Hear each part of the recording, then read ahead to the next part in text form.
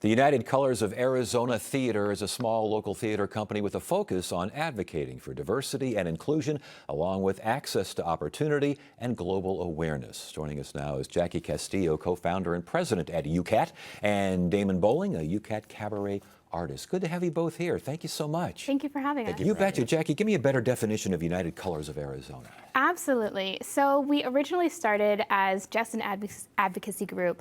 We wanted to make sure that the theater community was representative of the community at large.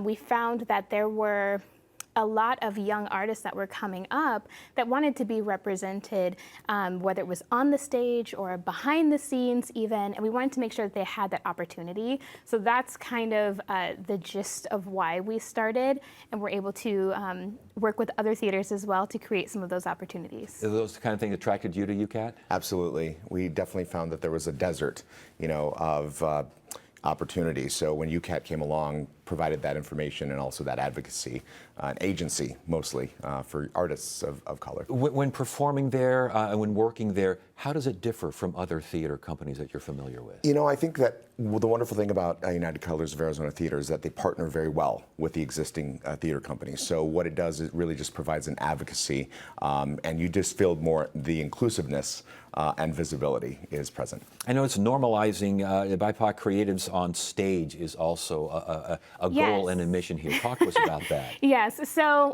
one thing that I feel like we often see in the theater community is we see theaters that are like, okay, well, in February we're going to do the Black show, and then when it's Hispanic Heritage Month, we will do the Hispanic show, and so on and so forth. But we want to make sure that the artists that are capable, whether it is a show that is traditionally cast as all white people, still have the opportunity to do that show because they have the ability and they have that skill set. But it's also important for us to make sure that behind the table as well, that they are able to have those opportunities too. And one of the things that I feel like I often joke about is if you are running a theater, why is everybody that's working in your box office white? Anyone that's capable can answer the phone and take these orders and make these reservations. So it really is about equal opportunity across the board in all aspects of theater.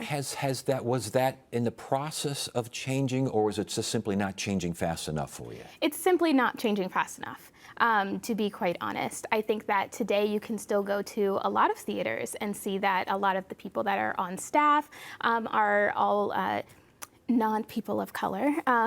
So we want to make sure that everyone has that opportunity, especially when they are capable. So a big part of what we do is offer classes and workshops as well with theater professionals, even people that are non-people of color, to be able to give their expertise to people of the global majority. Yeah, is that how it works for a performer too? I mean, when you're on stage with UCAT, do you feel a different vibe in the audience? How does that work? I think that everyone is there to advocate us, and they're rooting for us.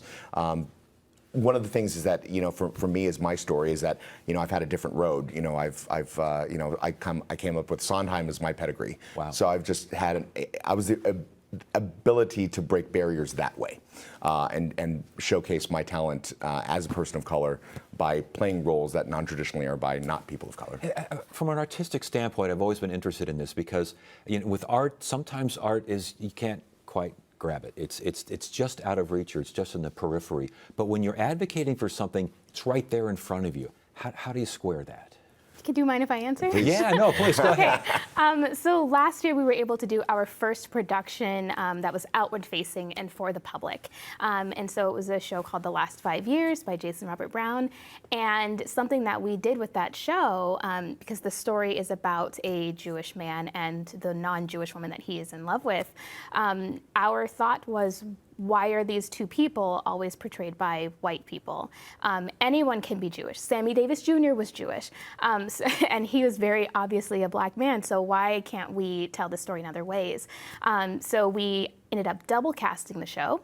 And so we had one cast that did the entire show in English, and we had another cast that did the entire show in Spanish, because we worked really hard to make that happen and get permission to do that, because we have a very large Spanish-speaking population, and many of whom have never had an opportunity to see a show in Spanish, which is outrageous to me. And if that's a need that we can fill, then that's something we want to do. We actually had an actor that had never actually performed in Spanish before, and so he was very nervous about doing, but he did a fantastic job.